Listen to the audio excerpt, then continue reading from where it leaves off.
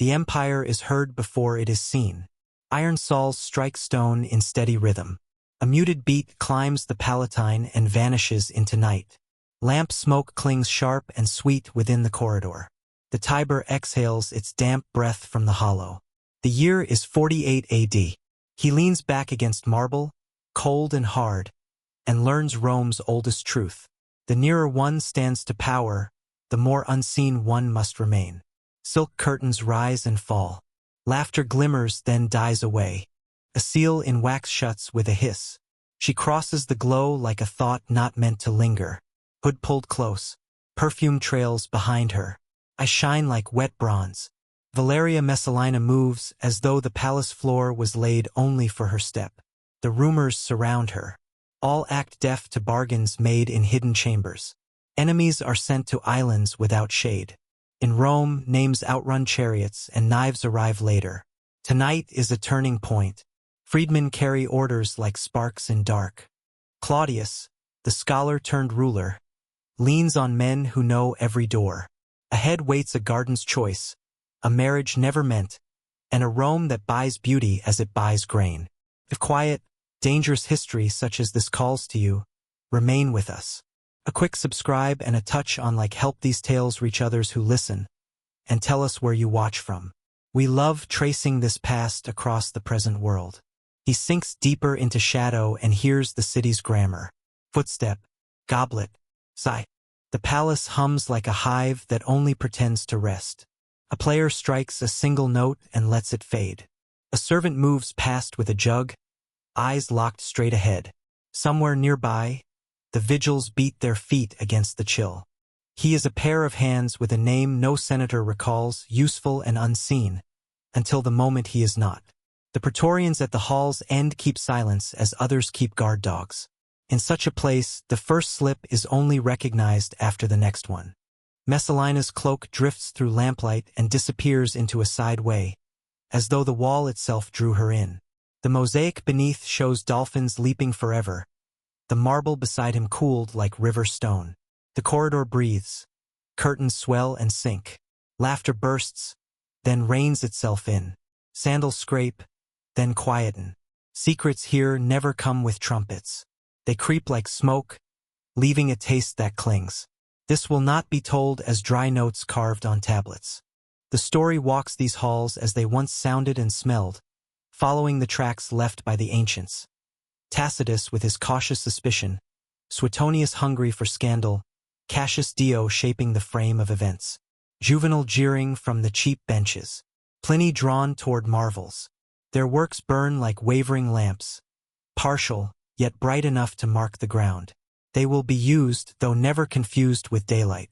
Tonight Claudius sits on a throne the city never meant him to hold. A man mocked for his limp and his stammer, who lived because he read while others conspired. Around him, freedmen such as Narcissus and Pallas turned closeness into strength, skilled in carrying a phrase across the chamber without losing a syllable. Messalina was young and already weighty with consequence. Mother in the gardens, shadow in the corridors, a name that made other names hesitate. She read the palace like weather itself, knowing when to wait, when to move, and how to bend a draft into a storm. Beneath this Rome lay another, not just the one of decrees and rings, but a Rome that traded bodies as coin, boys valued for beauty, women for wombs, men for silence. That hidden commerce murmured beneath every feast, triumph, and law. We will reach it, the grottos, the markets, the soft words that meant hard nights. But first we linger with this hallway, this breath, this woman who will pull the palace taut enough to break. A freedman hurries past clutching a tablet to his chest, wax still warm, the seal unbroken. The curtain ahead lifts and drops twice, like some creature asleep. A door closes, slow, deliberate. You hear the wood almost hesitate, the light beneath thinning to a sharp blade, then to dark. He tucks his fingers inside his sleeves and stands still, brave only through waiting, through remembering, through surviving the present instant. Tomorrow he will swear nothing was learned, but his heartbeat knows the truth. The empire speaks in whispers. The knife comes only after the sentence is done. The tale begins here, on the edge of a chamber forbidden to enter, One breath from choices that will send the city trembling. From a history Rome tried to erase with broken effigies and struck out names. Stay near, breathe quiet, watch how power shifts when it believes itself unseen. Before she moved like a secret through corridors, Valeria Messalina had been a child taught to read the house. Born about A.D. 20 into the ancient Valerie, she grew beneath faces that never blinked. Wax ancestor masks seemed to stare from their niches, warning that reputation could outlast life itself. Her father, Marcus Valerius Messala Barbatus, carried the old dignity of a family that bent with the Republic and endured. Her mother, Domitia Lepida the Younger, kin to Caligula, cousin to the line of the future Nero, stitched Messalina directly into Julio Claudian blood. In those halls, even lullabies rehearsed politics. The Palatine taught with scent and touch, beeswax and olive oil, fresh bread from the Subura's ovens. The Tiber's fish-scented breath climbed the hill after dusk. In summer, terracotta roofs glowed with heat. In winter, marble struck back cold, sharp as glass when hit. Slaves moved in quiet lines across mosaics alive with dolphins. Painted nymphs seemed to follow when someone crossed the peristyle in haste. A girl walking that path learned two maps at once. The visible Rome of arches and shapes, and the unseen Rome of names that unlocked doors before a hand could knock. Tutors pressed letters into wax tablets, yet rank decided the lessons. A pedagogue taught silence as if it were grammar. A steward measured out columns of oil and grain. Her mother taught that a dowry served less as a gift than as a lever. At the family shrine, the Laras drank their share of wine. In the atrium, clients stepped in with folded pleas, filing toward the tablinum. Sunlight cut a clean rectangle on the floor while debts and favors shifted hands without raised tones. That was her first arithmetic. Obligations counted more strictly than sums, and insults left to rest gathered interest. The politics of women came like weather. Messalina studied her mother calling on senators' wives. The measured warmth, the chosen pause, the way one gentle word rippled through dinners for a week. She learned to test the air of offense, to know when a late summons burned, and when it merely warmed the skin. At the theater, she watched an actor bend thousands with a single motion. In the courts, she heard a phrase undo the work of a year. She learned exile was not only an island, but the shrinking of a life once wide enough to fill rooms. By evening, couriers climbed the hill, the day folded into wax. Lamps sparked along the ridge like a private constellation. From the upper windows, she could tell which houses stayed awake by the stars that still burned. Power here was mapped less by charts than by dresses. She trained herself to appear precisely when she wished and to vanish when she did not. The tutors spoke of republican virtue, Cornelia's sons, Lucretia's honor, but the walls whispered newer lessons. Marriage as bargain, child as pledge, rumor as weapon, silence as armor. By the moment history summoned her to the stage, Messalina already knew how to take light without showing her shape. The marriage would not be romance but resolution. Around A.D. 38, Messalina, scarcely 18, was joined to Tiberius Claudius. He neared 50, thought harmless by Rome because he limped, stuttered, and valued scrolls above feasts. In the atrium heavy with incense, priests sang beneath silk while guests measured what the union secured, tying his name to the old Valerie. For her, almost an imperial horizon. Smoke climbed, vows were uttered. A clerk, somewhere unseen, inscribed names on wax that meant more than any embrace. The dolphins on the mosaics leapt on as before. The city noted the match and moved forward. Children came like seals set to treaties. First a daughter, Octavia, in 39 or 40, swaddled in purple linen, eyes already sweeping the edges of the chamber. Then in 41, a son, Tiberius Claudius Germanicus Britannicus, born the same year the palace corridors turned. That winter Caligula met knives in a passage where lamplight wavered. The Praetorians hunted the echo of rule through curtains and found Claudius crouched, breath thin, knees damp with dust from his hiding. With one lift they raised him and the empire together, voices shouting emperor to drown all other claims. The Senate, stunned into caution, bowed until its neck stiffened. Messalina's world turned. At about 21, she stood empress in a palace that measured truth by who dared speak it loudest near the throne. Claudius, scholar upon a soldier's chair, bent into labor, laws, judgments, a bureaucracy tuned like strings, and leaned, too, on the freedman sharp enough to drive decisions further and quicker than any senator's oration. Messalina caught the rhythm at once. She crossed chambers as if testing the currents, learning which arches summoned obedience and which invited excuses. She was not the cartoon Rome would later draw. In the gardens, she bent close to children with such focus that servants held back. In the audience hall, she studied faces as though weighing them. She found that soldiers prized steadiness, the crowds adored a spectacle yet remembered small mercies, and nobles forgave all but neglect. Claudius fixed his gaze outward, on taxes, on trials, on a campaign that would thrust Roman eagles into Britain's mud, leaving the palace whether mostly to her. An empress was never simply a wife. She was a junction where pleas, fears, and ambitions tried not to collide. Told plainly, the story was already a drama. A man long ridiculed became ruler. A young woman set to decorate the margin discovered she was the line none could write around. In the markets, sellers rehearsed our Augusta, as if it had always been said. On the ridge at night, lamps charted alliances. New stars lit windows once kept dark. Messalina watched, tallied, remembered. She knew Rome could embrace a tale yet destroy its heroine. The art was to choose the next act before another did. Power in Rome did not fall like thunder. It slid across wax. Within Claudius' palace, the first gate was not a senator's jewel, but a freedman's desk. Two names steadied the hinge, Narcissus and Pallas. Narcissus, a Epistulus, keeper of imperial letters, lived among sealed tablets and flawless lines. Pallas, a Rationibus, master of accounts, bent numbers until they obeyed. Between them, favors hardened into policy, policy shifted into law, and law when needed closed like a net around one throat. Petitions came before dawn, carried by men staring at the floor as they moved. A libellus folded once signaled a plea, folded twice, a threat. Nothing reached Claudius without Narcissus' ink upon it. He could stall a complaint until it cooled, or quicken an accusation until it hissed.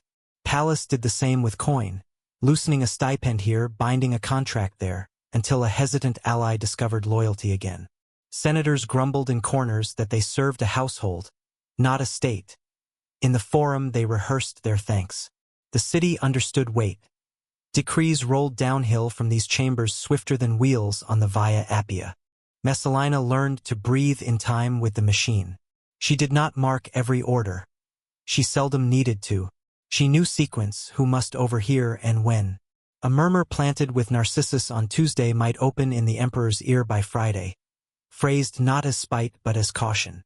An invitation withheld, a contract delayed, each a quiet, deniable touch, and by the time a name reached the Germanian steps, the crowd would say it expected as much. She could be tender in gardens and merciless in halls, without ever altering her voice.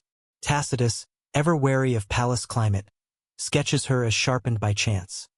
A young woman weighing personal hunger and public risk on the same ledger, always counting the span between imperial favor and the people's thirst for display. It was a blade's edge. Claudius, steady and literal, measured facts. Rome, swift and theatrical, measured impressions. Messalina balanced between them, translating one into the other. Keep citizens full and amused. Keep senators praised and pushed aside. Keep the emperor's desk clear enough that he thanks you for the order you shaped. Rumor carried half the burden. A freedman's lifted brow could spark a tale. A chosen silence could end one. If a rival slave lingered in the wrong doorway, the city wrote the script. The Praetorians read the same lines when the hour came. Men who never saw Messalina felt her hand in delays, refusals, and doors that stayed closed. That was the craft of the snare. The more unseen the force, the stronger it pressed. The harder it grew to halt, until the day it recoiled faster than even Narcissus could delay. It started, as swift downfalls often do, with a tale that arrived before the man himself. Appius Junius Silanus, old blood, lately drawn too close to the fire, had refused something that was not meant to be refused. The palace does not punish refusal at once. It rehearses the crowd. A whisper was set down carefully. Silanus dreamed treason, or else treason was dreamed of him. By dawn, the dream had turned into a warning laid at the emperor's bedside by a trusted tongue. Claudius, literal and quick to fear omens, sat upright in lamplight while the wax cooled on the tablet that shaped dread into record. The staging was exact. At first light, Silanus entered the palace, as custom required, to offer morning respects. He walked into air already written. Narcissus had set the corridor. Pallas had set the silence. Servants cast down their eyes as though his name had slipped from memory overnight. A centurion shifted his stance and gave no greeting. When Claudius appeared, he was not the listener of other mornings. He was a judge staring at a verdict already whispered to him. The charge needed no detail. The season supplied it. Treason, the evergreen crime. Rome knows how to lock around a choice. A nod, a hand, a door opens not meant for guests, and the man is seized. No staged trial follows. No hands wrung. Only the city's old craft at work. Accusation as a practice tool, polished smooth by use. By the time shopkeepers tugged awnings up in the forum, the tale had already outpaced the march by 10 streets. Walk with it, up the slope of the Capitoline where steps cut the calves. Turn where the stones still glisten from the night's washing. Arrive at the Gemonian stairs, the city's harsh punctuation mark. Here the air always carries a trace of metal. The stones keep memory. The first sandals to falter are always the wrong ones. A boy's, a stranger's, a mother's tug. Old soldiers stride on. Market sellers fall quiet without choosing to. A voice asks a name, then, once hearing it, decides not to know after all. Iron rings clink against the stone. Cart rattles away too quickly. The silence that lingers is not respect. It is instinct for survival. By mid-morning, the meaning is already absorbed. The Senate whispers that the emperor has been secured. The freedmen commend each other without mirth. In tenement courtyards, the tale is retold with minor, local edits. First the whisper, then the omen, then the knock, then the stairs. Ordinary Romans kept their heads lowered and their sandals moving, for the lesson was simple and portable. In a city that measured guilt by momentum, the safest place stood elsewhere. Silanus became more useful absent than alive. His name turned into a lever to press on other names. When new accusations needed ancestry, the palace would gesture back to that morning and say, "See how it is done. See how swiftly calm returns once danger is removed." The machine had worked as designed, and the city, glad to remain audience rather than actors, applauded by resuming its chores. A man could sway a crowd with one motion. Nestor, the pantomime whose silence outshone the chorus, wrote arguments in the angle of his wrist. In the theater's heated dark, thousands bent when he bent. Senators who jeered at actors over supper felt their throats close when he froze in a posture of grief. Art was leverage, and Messalina knew leverage well. When summoned to the palace, he arrived like all performers, hair oiled, humility careful, knowing applause had no reach here. The chamber carried the scent of papyrus and rose water. Curtains muffled the words. The meaning, though unspoken, was clear. Continue your plays for Rome, and play survival here. To refuse was a career. To comply, a life. Keep it subdued, not sensational, a dialogue of mostly silences. It hinted at what exile could do to one born for crowds. It suggested the emperor valued his art. It suggested, colder still, that emperors had little time. Nestor understood the language of survival. He did what artists in palaces have always done.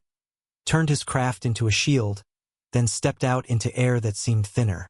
The stage became a place with fresh duties sewn into its wings. Elsewhere, the penalty favored for women who proved inconvenient was not a sword but a horizon. Julia Livilla, sister of Caligula, too lovely, too well-tied, rumored too freely, was sent to a bare rock off the coast where even the wind kept no pattern.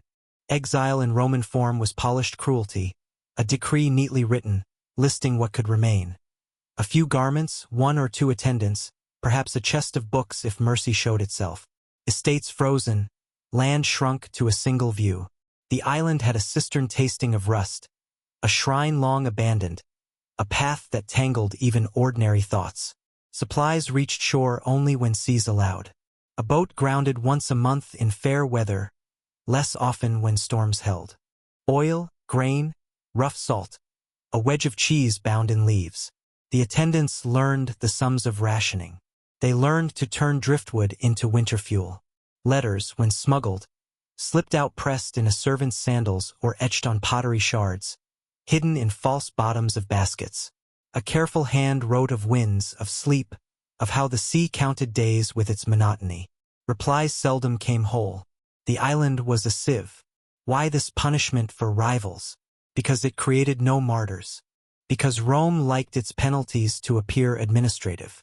A woman thinned to the map's edge left no stain on forum stones. No crowd to remember. She faded into rumor instead. Back in the capital, Messalina walked the gardens with her children. Nestor bowed when summoned. The crowd could cheer without asking what silence had cost. Exile worked as surf does, softly, endlessly, until the life it touched grew flat and featureless to sight. Rome spins its sharpest tales at night, when evidence sleeps. Juvenal, writing decades after these halls cooled, left the image everyone repeats.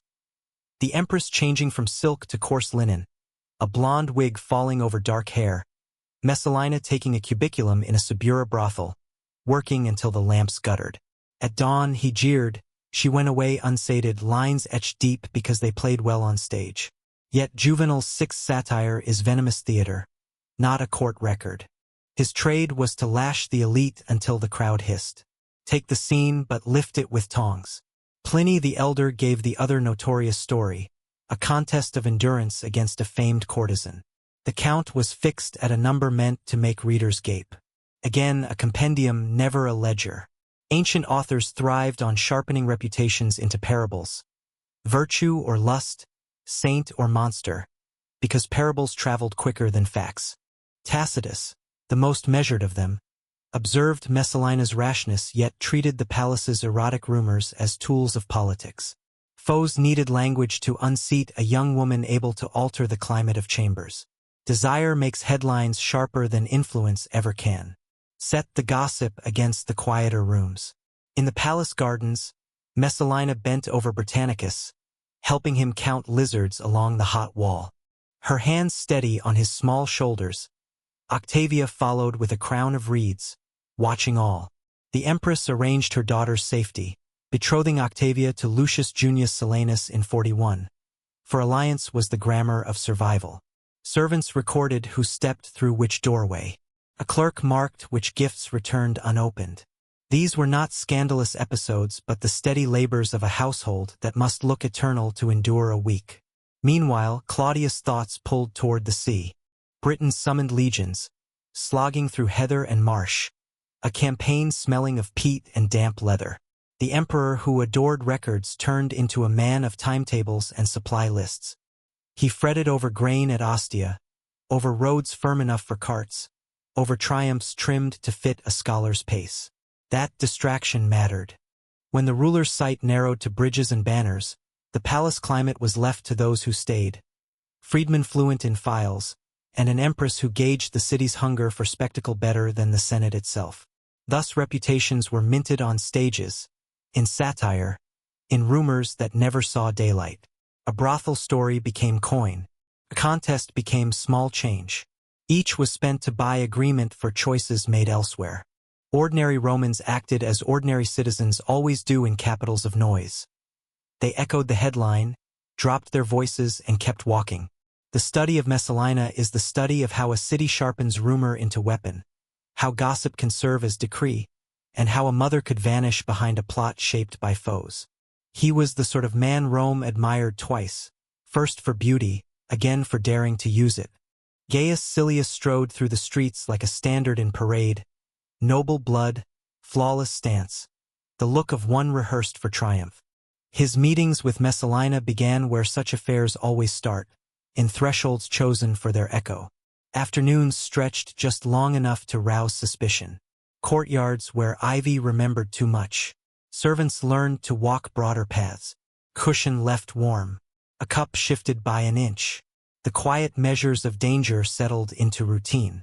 Then came audacity, a marriage while the emperor checked grain at Ostia.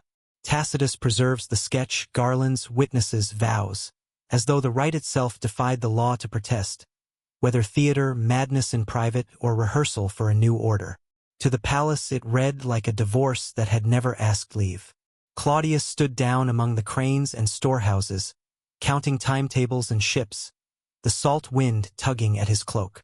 In Rome, a veil dropped across a face the city knew too well, and a name not the emperor's was spoken where his should have stood. Narcissus heard first, or soon enough to make it seem so. The freedman wasted no advantage he held over senatorial slowness.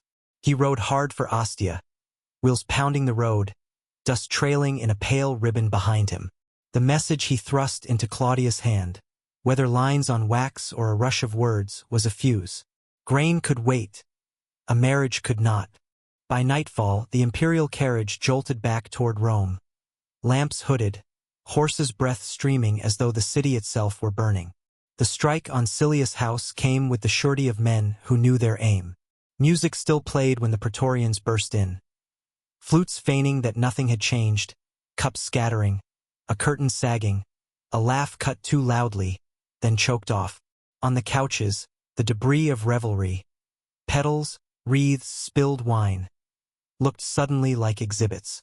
The search yielded what searches in Rome always yield: papers, tokens, a hoard of hints. Some swore imperial goods appeared, some claimed wills and omens. The details mattered less than the air. The chamber turned from scandal to charge, as skies turn from haze to storm. No bolt yet, only the certainty rain is falling unseen. Here was the hinge where private slipped into public, where desire turned into arithmetic. A dalliance might be pardoned or lost. A marriage was mathematics. Names revised, heirs rewritten. The city's tale force-edited. The guards needed no oration to grasp it. They herded guests into corridors, sealed the doors, sent runners. Neighbors edged back from their windows. On the ridge, lamps flared alive one by one as messages climbed the hill.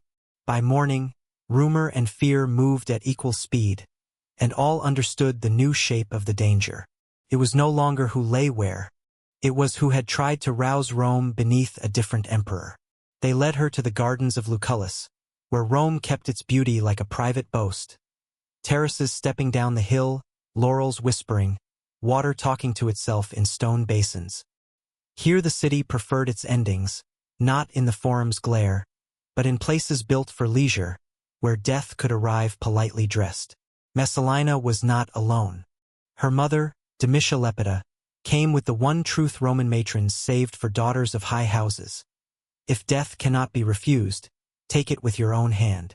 A dagger was pressed into Messalina's palm, small, clean, promising control.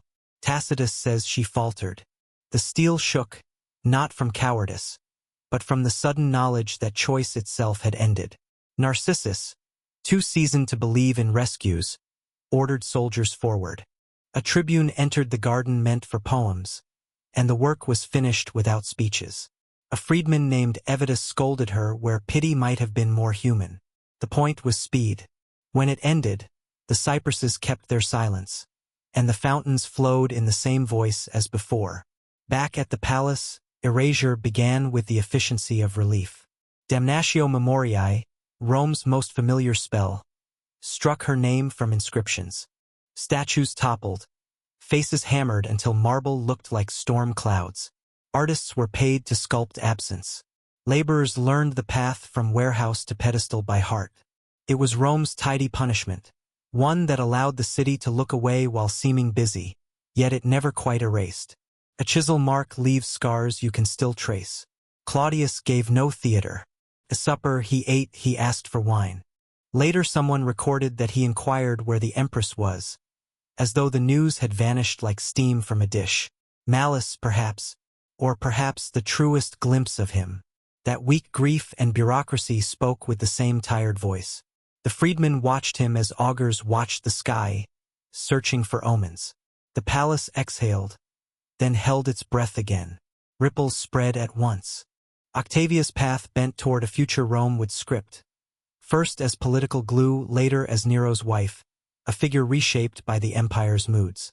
Britannicus still lived, the son who bore the emperor's name, a boy shadowed now by whispers sharper than knives. For some, he was heir. For others, a problem waiting its season. And in the hush that followed, Rome tilted toward its next act. Messalina was gone, but her absence opened the door for another woman. More ruthless, more patient. Agrippina. She would bring with her a child destined to inherit not only Claudius' empire, but all its shadows. His name was Nero, and Rome had already begun to tremble.